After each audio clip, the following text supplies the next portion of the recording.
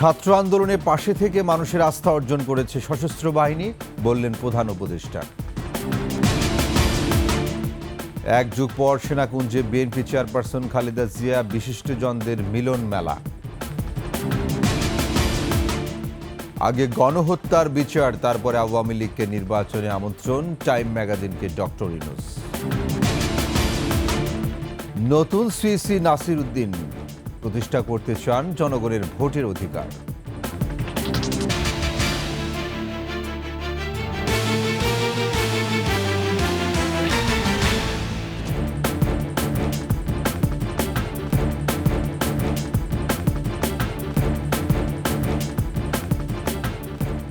শুনছিলেন সংবাদ শিরোনাম। আমন্ত্রণ ২১ সংবাদের সাথে আছে আমি ওয়াহিদুজ্জামান। দর্শক, ২১ টেলিভিশনের সংবাদে একই সাথে সরাসরি দেখতে পাবেন আমাদের ফেসবুক পেজ www.facebook.com/2124live।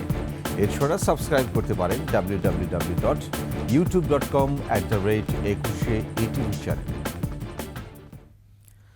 দেশের ক্রান্তিলগ্নে ছাত্র জনতার পাশে দাঁড়িয়ে সশস্ত্র বাহিনী বাংলাদেশের মানুষের আস্থা অর্জন করেছে বলে মন্তব্য করেছেন প্রধান উপদেষ্টা ডক্টর মোহাম্মদ ইউনূস। সশস্ত্র বাহিনীর সংবর্ধনা অনুষ্ঠানে যোগ দিয়ে প্রধান উপদেষ্টা আশা করেন গণতান্ত্রিক রাজনীতির প্রতি শ্রদ্ধা রেখে দেশের কাজে তারা সবসময় পাশে থাকবে।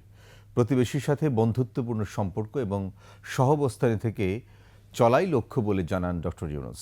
প্রণব চক্রবর্তীর রিপোর্ট। সশস্ত্র বাহিনী দিবস উপলক্ষে রীতি মেনে বিকেলে সেনাকুঞ্জে যান প্রধান উপদেষ্টা ডক্টর মোহাম্মদ ইউনূস। উপস্থিত ছিলেন সামরিক বেসামরিক কর্মকর্তা ও তাদের পরিবার এবং তাদের পরিবারবৃন্দ। ভাষণে প্রধান উপদেষ্টা দেশ পুনর্গঠনে ছাত্রদের অবদানকে কৃতজ্ঞ চিত্তে স্মরণ করেন। ২০২৪ স্মরণীয় আন্দোলনে ছাত্র জনতার পাশে থাকায় ধন্যবাদ জানান সশস্ত্র বাহিনীকে। সাম্প্রতিক বৈষম্য বিরোধী ছাত্র আন্দোলনে এবং পরবর্তী সময়ে দেশের ক্রান্তিলগ্নে সশস্ত্র বাহিনী বরাবরের ন্যায় মানুষের পাশে এসে দাঁড়িয়েছে। দেশের ছাত্র জনতা এবং সাধারণের পক্ষে দাঁড়িয়ে সশস্ত্র বাহিনী আবারও দেশের মানুষের কাছে আস্থার প্রতীক হিসেবে স্বীকৃতি লাভ করেছে। গণতন্ত্র রক্ষায় সশস্ত্র বাহিনীর প্রতি আস্থা রাখার প্রত্যয় জানান ডক্টর ইউনূস।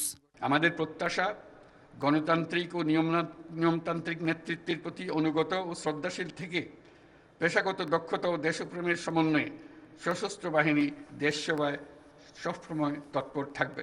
প্রধান উপদেষ্টা বলেন, প্রয়োজনে বহিঃশত্রুকে মোকাবেলা করা, সেই সাথে প্রতিবেশী রাষ্ট্রের সাথে বন্ধুত্ব বজায় রাখাই বাংলাদেশের লক্ষ্য। প্রতিবেশী সহ সকল রাষ্ট্রের সাথে বন্ধুত্বপূর্ণ ও শ্রদ্ধাশীল সহযোগিতার মাধ্যমে সহাবস্থানই আমাদের মূল লক্ষ্য। তথাপি যে কোনো আগ্রাসী বহিঃশত্রুর আক্রমণ থেকে দেশের সার্বভৌমত্ব রক্ষার জন্য আমরা সদা প্রস্তুত এবং দৃঢ় সংকল্পবদ্ধ। সে লক্ষ্যে উন্নত বিশ্বের সঙ্গে তাল মিলিয়ে আমাদের সেনা, নৌ ও বিমান বাহিনী পুনর্গঠন, সশস্ত্র বাহিনীর সদস্যদের উন্নত প্রশিক্ষণ ও বাহিনী সমূহকে আধুনিক প্রযুক্তির সংযুক্তির প্রয়াস অব্যাহত রয়েছে। পরে উপস্থিত সবার সাথে কুশল বিনিময় করেন প্রধান উপদেষ্টা। অনুরোধে অনেকের সাথে ছবিও তোলেন তিনি। প্রণব চক্রবর্তী, ২১ টেলিভিশন, ঢাকা। এক যুগ পর সেনাকুঞ্জে সশস্ত্র বাহিনী দিবসের আয়োজনে যোগ দেন সাবেক প্রধানমন্ত্রী ও বিএনপি চেয়ারপারসন বেগম খালেদা জিয়া। প্রধান উপদেষ্টা তাকে সম্ভাষণ জানিয়ে বলেছেন, খালেদা জিয়ার উপস্থিতিতে জাতি গর্বিত। সবশেষ ২০০৯ সালে সেনাকুঞ্জে গিয়েছিলেন বেগম জিয়া। এই আয়োজনে যোগদানের সুবাদে ৬ বছরের বেশি সময় পর জনসম্মুখে আসলে সাবেক এই প্রধানমন্ত্রী। বিস্তারিত আকবর হোসেন সুমনের রিপোর্টে। গুলশানের ফিরোজা থেকে নিজের গাড়িতে চড়ে সেনাকুঞ্জের উদ্দেশ্যে রওনা দেন সাবেক প্রধানমন্ত্রী বিএনপি চেয়ারপারসন বেগম খালেদা জিয়া। বছর ৬ পর জনসম্মুখে এই প্রথম কোনো রাষ্ট্রীয় অনুষ্ঠানে যোগদান। সেনাবাহিনী প্রোটোকলেই বাসা থেকে সেনাকুঞ্জে পা রাখেন বেগম খালেদা জিয়া। সঙ্গে ছিলেন কনিষ্ঠ পুত্রবধূ। শারীরিক অসুস্থতাকেও উপেক্ষা করেছেন এই আমন্ত্রণে।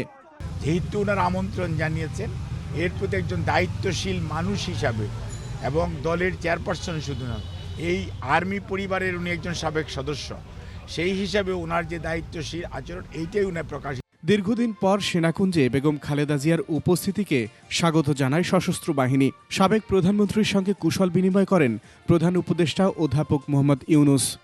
আজ আমরা বিশেষভাবে সৌভাগ্যবান এবং সম্মানিত যে বাংলাদেশের 3 বারের নির্বাচিত প্রধানমন্ত্রী বীর মুক্তিযোদ্ধা শহীদ রাষ্ট্রপতি জিয়াউর রহমানের স্ত্রী বেগম খালেদা জিয়া আজ এখানে আমাদের মধ্যে উপস্থিত আছেন। 1 যুগ ধরে তিনি এই মহাসম্মেলনীতে অংশগ্রহণ করার সুযোগ পান নাই, আজকে সুযোগ পেয়েছেন। আমরা সবাই আনন্দিত এবং গর্বিত যে আমরা এই সুযোগ দিতে পেরেছি আপনাকে। সর্বশেষ 2012 সালে নির্দলীয় সরকার ব্যবস্থা নিয়ে মুখোমুখি অবস্থানের মধ্যেও সশস্ত্র বাহিনী দিবসের অনুষ্ঠানে গিয়েছিলেন আওয়ামী লীগ ও বিএনপির 2 শীর্ষ নেত্রী। 2010 সালের 13ই নভেম্বর খালেদা জিয়াকে 40 বছরের স্মৃতি বিজড়িত ঢাকা সেনানিবাসের শহীদ মইনুল রোডের বাড়ি থেকে এক কাপড়ে টেনে হিঁচড়ে বের করে দেওয়া হয়েছিল। ওনারা ধাক্কা দিয়ে আমাকে গাড়িতে উঠিয়েছেন, অথচ তারা মিথ্যা কথা বলছে যে আমি নিজে বাড়ি ছেড়ে বেরিয়ে এসেছি। এটা সম্পূর্ণ মিথ্যা কথা, বানোয়াট। আকবর হোসেন সুমন, একুশে টেলিভিশন, ঢাকা। দীর্ঘদিন পর অন্যরকম এক মিলন মেলায় পরিণত হয় সেনাকুঞ্জ। সশস্ত্র বাহিনী দিবসে দেশের বিভিন্ন অঙ্গনের বিশিষ্ট জনেরা ভিন্ন এক পরিবেশে মেতে ওঠেন গল্প, আড্ডা আর একে অন্যের খোঁজ খবরে। আলাপ চলে ব্যক্তিগত সুখ দুঃখ থেকে দেশের আগামীর ভবিষ্যৎ নিয়ে। প্রণব চক্রবর্তীর আরেকটি রিপোর্ট। বিভিন্ন মত আর পথের মানুষকে এক সুতোয় গাঁথার সুযোগ করে দেয় সশস্ত্র বাহিনী দিবস।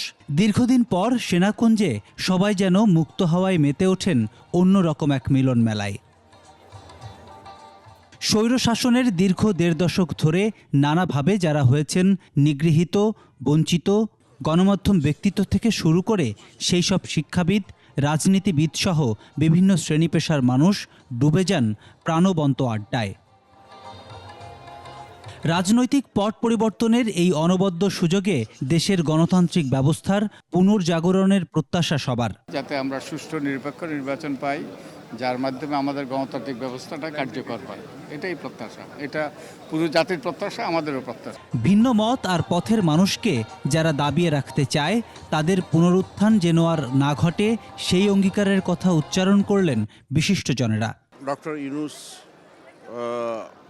সাহেব যে বক্তব্য দিছে সেটা খুবই মিনিংফুল, 1 নম্বর। 2 নম্বর হচ্ছে যে এখানে আকর্ষণ, আজকের অনুষ্ঠানের আকর্ষণ বেগম খালেদা জিয়া এখানে উপস্থিত ছিলেন এত বছর পরে।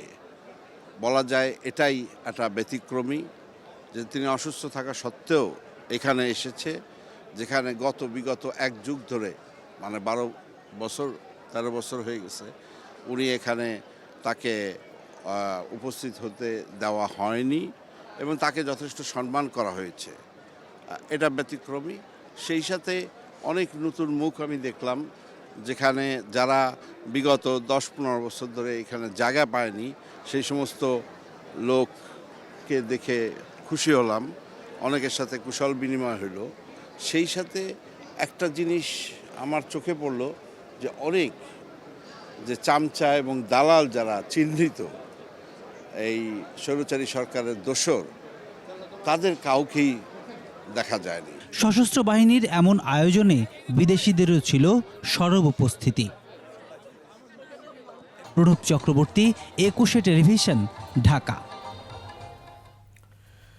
জুলাই আগস্টে গণহত্যার বিচারের পর আওয়ামী লীগকে নির্বাচনের জন্য ডাকা হবে বলে জানিয়েছেন অন্তর্বর্তী সরকারের প্রধান উপদেষ্টা ডক্টর মোহাম্মদ ইউনুস। টাইম ম্যাগাজিনকে দেওয়া সাক্ষাৎকারে তিনি কথা জানান। ডক্টর ইউনুস বলেন, স্বৈরাচারকে কোনো ছাড় দেওয়া হবে না। এছাড়া শেখ হাসিনার ভারতে অবস্থান ও দেশের বিরুদ্ধে মন্তব্যের সমালোচনা করে তিনি বলেন, হাসিনাকে দাঁড় করানো হবে বিচারের কাঠগড়ায়। আফসানা নীলার ডেস্ক রিপোর্ট। সম্প্রতি টাইম ম্যাগাজিনকে দেয়া এক সাক্ষাৎকারে অন্তর্বর্তী সরকারের প্রধান উপদেষ্টা ডক্টর মোহাম্মদ ইউনুস জানান, জুলাই আগস্টে গণহত্যায় জড়িতদের বিচারের পরই আওয়ামী লীগকে নির্বাচনে স্বাগত জানানো হবে। এ সময় ডক্টর ইউনুস বলেন, যারা হত্যা ও নির্যাতনের জন্য দায়ী তাদের জবাবদিহির আওতায় আনা হবে, আর অপরাধী প্রমাণিত না হলে তারা নির্বাচনে অংশ নিতে পারবেন। রাষ্ট্র সংস্কারে স্বৈরাচারের বিচার ছাড়া গতি নেই। সাক্ষাৎকারে তিনি জানান, হাসিনা শুধু ভারতে আশ্রয় নিয়েছেন তা নয়, সবচেয়ে খারাপ বিষয় হলো তিনি যে কথা বলছেন তা বাংলাদেশের জন্য অনেক সমস্যার কারণ হয়ে দাঁড়াচ্ছে। যুক্তরাষ্ট্রের সঙ্গে ব্যবসায়িক সম্পর্ক এগিয়ে নিতে বর্তমান সরকার প্রস্তুত জানিয়ে ডক্টর মোহাম্মদ ইউনূস বলেন, বিশ্বব্যাপী প্রতিষ্ঠানগুলোকে আশ্বস্ত করতে হবে বাংলাদেশে ব্যবসার দুয়ার খোলা রয়েছে। বাংলাদেশকে পুনর্গঠিত করার অঙ্গীকার জানিয়ে প্রধান উপদেষ্টা বলেন, নির্বাচনী ব্যবস্থা, পুলিশ প্রশাসন, বিচার ব্যবস্থা, দুর্নীতি দমন কমিশন, সরকারি প্রশাসন এবং জাতীয় সংবিধান সংস্কার কাজ চলছে। আওয়ামী লীগের পাচার করা $1,000 কোটি পুনরুদ্ধার করা হবে বলেও সাক্ষাৎকারে জানান ডক্টর মোহাম্মদ ইউনূস। আফসানা নীলা, ডেস্ক রিপোর্ট, 21 টেলিভিশন। প্রধান নির্বাচন কমিশনার সিসি হিসেবে নিয়োগ পেয়েছেন অবসরপ্রাপ্ত সচিব এম নাসির উদ্দিন। একই সঙ্গে নিয়োগ দেওয়া হয়েছে আরও 4 কমিশনারকে। নিয়োগ পেয়ে অবাধ, সুষ্ঠু ও গ্রহণযোগ্য নির্বাচন আয়োজনে সর্বোচ্চ ত্যাগের অঙ্গীকার করেছেন নতুন সিইসি। শিউলি শবনমের রিপোর্ট। বৃহস্পতিবার দুপুরে মন্ত্রী পরিষদের প্রজ্ঞাপনের মাধ্যমে জানানো হয়, রাষ্ট্রপতি মোহাম্মদ শাহাবুদ্দিন সাংবিধানিক ক্ষমতা বলে নতুন সিইসি এএমএম নাসির উদ্দিন সহ নতুন নির্বাচন কমিশনারদের নিয়োগ দেন। নতুন নিয়োগ পাওয়া 4 কমিশনার হলেন অবসরপ্রাপ্ত অতিরিক্ত সচিব আনোয়ারুল ইসলাম সরকার, অবসরপ্রাপ্ত জেলা ও দায়রা জজ আব্দুর রহমান এল মাসুদ, অবসরপ্রাপ্ত যুগ্ম সচিব বেগম তহমিদা আহমদ এবং অবসরপ্রাপ্ত ব্রিগেডিয়ার জেনারেল আবুল ফজল মোহাম্মদ সানাউল্লাহ। নতুন সিইসি হিসেবে নিয়োগ পাওয়ার পর তাৎক্ষণিক প্রতিক্রিয়ায় নাসির উদ্দিন জানান, নতুন কমিশনের অগ্রাধিকার ও চ্যালেঞ্জ থাকবে নির্ভুল ভোটার তালিকা প্রণয়ন। 18 বছর হয়ে গেছে, এরকম তো বহু লোক হয়ে গেছে যারা ভোটার হয়েছিল, তাদেরকে তো আনতে হবে। তারা এত স্যাক্রিফাইস করলো, ইয়াঙ্গার জেনারেশন, আমাদের জেনজি। সবচেয়ে বড় চ্যালেঞ্জ হচ্ছে ভোটারকে নির্বিঘ্নে তার পছন্দের প্রার্থীকে ভোটদান করার যে একটা ব্যবস্থা করা, এটাই সবচেয়ে বড় চ্যালেঞ্জ। সেটা আমরা করতে চাই, একটা free, fair and credible election. বিগত সময়ের কমিশনগুলো রাতের ভোট, ডামি নির্বাচন সহ যেসব অন্যায় করেছে সেসব বাদ দিয়ে মানুষের ভোটের অধিকার প্রতিষ্ঠায় স্বাধীনভাবে কাজ করবে নবগঠিত কমিশন। I don't want to make the election system a farce. এটাকে একটা প্রহসন তৈরি করা, এটা আমি ইলেকশন মিনস ইলেকশন প্রপার। সভ্য দেশে যে ইলেকশন হয়, আমি ইনশাআল্লাহ সেটাই থাকবে আমার টার্গেট। তবে কতদিন পরে জাতীয় নির্বাচন দেবেন তা নিয়ে এখনই বলা যাবে না বলে জানান সিইসি। কারণ নির্বাচন করার জন্য অনেক কিছু রিফর্মস দরকার হবে, নির্বাচন সংশ্লিষ্ট রিফর্মস, নির্বাচন রিলেটেড রিফর্মস কিছু করতে হবে। সেই রিফর্মসগুলো কী কী আমি গিয়ে বসলে যখন দেখবো, আমি স্টক টেকিং করব, তখন দেখবো যে না আমাকে এই জিনিসগুলো, ওই জিনিসগুলো করতে কতদিন লাগে। আবার রিফর্মস কমিশন একটা করছে, ইলেকশন কমিশন, রিফর্মস কমিশন কী কী সাজেশন দেয়, তো ওগুলো দেখে ওই যে কদিন লাগে ওটা শেষ না করে আমরা কিন্তু প্রস্তুত হয়ে থাকবো। আওয়ামী লীগ ও যেসব দল নিয়ে বিতর্ক আছে তা নিয়ে এখনই মন্তব্য করতে চান না উল্লেখ করে সিইসি বলেন, তাদের বিষয়ে একটা ফয়সালা আসবে। যাদের বিষয়ে বিতর্ক চলছে, রাজনৈতিক বিতর্ক চলছে, ও বিতর্কটা হতে দিন। শিউলি শবনম, 21 টেলিভিশন, ঢাকা। আমরা আমন্ত্রণ রাতের 21 সংবাদে। 2026 সালের মাঝামাঝিতে হতে পারে নির্বাচন, এমনটাই জানালেন উপদেষ্টা এম শাখাওয়াত হোসেন। ব্রিটিশ পার্লামেন্টের হাউস অব লর্ডসে মানবাধিকার সংগঠন ভয়েস ফর বাংলাদেশ আয়োজিত সম্মেলন শেষে সাংবাদিকদের প্রশ্নের জবাবে তিনি বিভিন্ন বিষয় নিয়ে কথা বলেন। উপদেষ্টা শাখাওয়াত বলেন, 5 আগস্ট শেখ হাসিনা পালিয়ে না গেলে পরিস্থিতি ভয়াবহ হতো। বিস্তারিত দুলি মল্লিকের রিপোর্টে। যদি রিফর্মগুলো আমরা এন্ড অফ দিস ইয়ার পাই, সেগুলো নিয়ে আলোচনা করতে করতে যদি 3 months or 6 months, either it will be the mid 2026, earlier could be end of that. That's my own opinion. বাংলাদেশের সংস্কার ও নির্বাচন নিয়ে চলমান উদ্বেগ উৎকণ্ঠার মাঝে নিজস্ব মতামত জানালেন অন্তর্বর্তী সরকারের নৌ পরিবহন, শ্রম ও কর্মসংস্থান মন্ত্রণালয়ের উপদেষ্টা শাখাওয়াত হোসেন। যে কাজগুলো আমরা করতে পারবো সেই কাজগুলো কিন্তু পলিটিক্যাল পার্টি করতে পারবে না। ব্রিটিশ পার্লামেন্টে হাউস অব লর্ডসে বাংলাদেশের রাজনৈতিক পরিস্থিতি, মানবাধিকার ও ভবিষ্যৎ নিয়ে discussion on Democratic collapse and rebuilding of Bangladesh নামে সম্মেলনের আয়োজন করে মানবাধিকার সংগঠন voice for Bangladesh. Mob justice, সংখ্যালঘু থেকে শুরু করে দেশে চলমান প্রায় সব ইস্যুতে নিজের মতামত জানান। It's a leaderless revolution. In Bangladesh, in relation to those what we have read about, it was very less. সংখ্যালঘুদের নিয়ে প্রোপাগান্ডা ছড়ানো হচ্ছে বলে মন্তব্য করেন উপদেষ্টা। What you hear is propaganda made to believe that Bangladesh has become total communal. Is it communal in a sense what is happening in India? তার বক্তব্যে উঠে আসে শেখ হাসিনা সরকারের 15 বছরে গুম খুন সহ জুলাই আগস্টের অভ্যুত্থান ও নিহত আহতদের অমানবিক পরিস্থিতির কথা। আমাদের দেশের চিকিৎসা ব্যবস্থা তো আপনারা ভালো করে জানেন। নর্মাল একজন নর্মাল লোক যায়, তাকে চিকিৎসা করতে কতদিন লাগে, পার্টিকুলারলি যখন গভর্নমেন্ট স্পন্সর্ড আমাদের ওই ব্যবস্থাপনাটা খুবই উইক। ছাত্র জনতার আন্দোলনের মুখে 5 আগস্ট শেখ হাসিনা দেশ না ছাড়লে কি হতো তাও জানান এম শাকাওয়াত হোসেন। উনি যদি থাকতেন, she would have been torn apart by the people. রাজনৈতিক দলগুলোর নেতৃত্বে নির্বাচনে অন্তর্ভুক্তিমূলক গণতন্ত্র চর্চার পরামর্শ দেন Shakawat. There has to be inclusive selection for nomination. অন্তর্বর্তী সরকার নিয়ে গুজবে কান না দিয়ে ব্রিটিশ আইন প্রণেতাদের পর্যবেক্ষণে আসার আহ্বান জানান এম শাকাওয়াত হোসেন। দুলি মল্লিক, ডেস্ক রিপোর্ট, 21 টেলিভিশন। রাজধানীর মহাখালীতে ব্যাটারি চালিত অটোরিকশা চালকদের সঙ্গে আইন শৃঙ্খলা বাহিনীর ধাওয়া পাল্টা ধাওয়া হয়েছে। ভাঙচুর করা হয় বিভিন্ন জায়গায়। সকাল 9টার দিকে সড়ক ও রেলপথ অবরোধ করে বিক্ষোভ করে অটোরিকশা চালকরা। সে সময় যানজটে স্থবির হয়ে পড়ে রাজধানীর বিভিন্ন এলাকা। পরে সেনাবাহিনীর আশ্বাসে তারা অবরোধ তুলে নেয়। দাবি না মানলে শুক্রবার আবারও অবরোধের আলটিমেটাম দেয় বিক্ষোভকারীরা। মাহতাব মিনহাজের রিপোর্ট। দ্বিতীয় দিনের মতো বৃহস্পতিবারও রাজধানীর বিভিন্ন এলাকায় রাস্তা অবরোধ করে বিক্ষোভ করে অটোরিকশা চালকরা।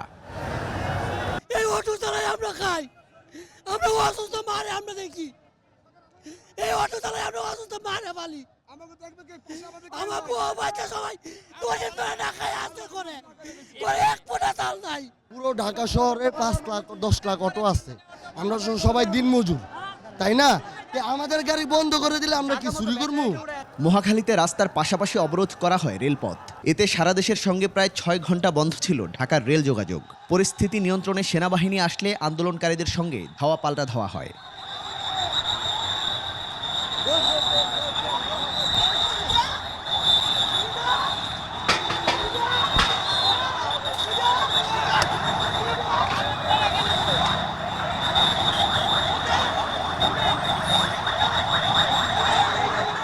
সেনাবাহিনী আসছে, আসার সাথে সাথেই তারা এসে পিছন থেকে বাড়ি শুরু করছে, কিছু বলে না। 1 থেকে 1.5 মিনিট আমি এখানে দাঁড়ানো এদিক ফিরে, কিন্তু আইসেই বাড়ি শুরু করছে।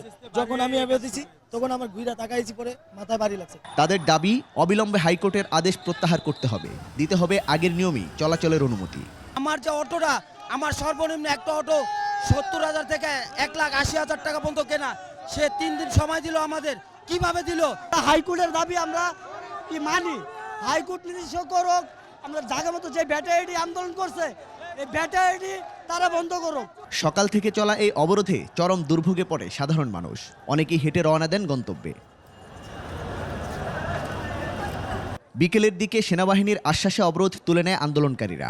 এরপর স্বাভাবিক হয় রেল ও সড়কের যান চলাচল। এছাড়া একই সময়ে রাজধানীর আগারগাঁও, মোহাম্মদপুর, মিরপুর, মালিবাগ, খিলগাঁও সহ রাজধানীর বেশ কয়েকটি এলাকায় অবরোধ করে ব্যাটারি চালিত রিকশা চালকরা। মাহতাব মিনহাজ, 21 টেলিভিশন, ঢাকা। শেষ করছি 21 সংবাদ, যাবার আগে সংবাদ শিরোনামগুলো আরও একবার। ছাত্র আন্দোলনের পাশে থেকে মানুষের আস্থা অর্জন করেছে সশস্ত্র বাহিনী, বললেন প্রধান উপদেষ্টা। 1 যুগ পর সেনাকুঞ্জে বিএনপি চেয়ারপারসন খালেদা জিয়া বিশিষ্টজনদের মিলন মেলা।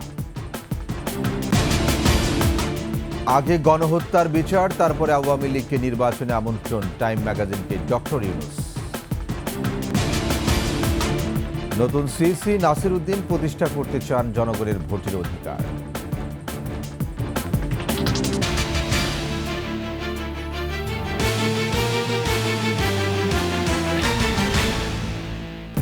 সর্বশেষ সংবাদ জানতে ডায়াল করুন 202 নম্বরে, আর ভিজিট করুন 21tv.com ওয়েবসাইটে।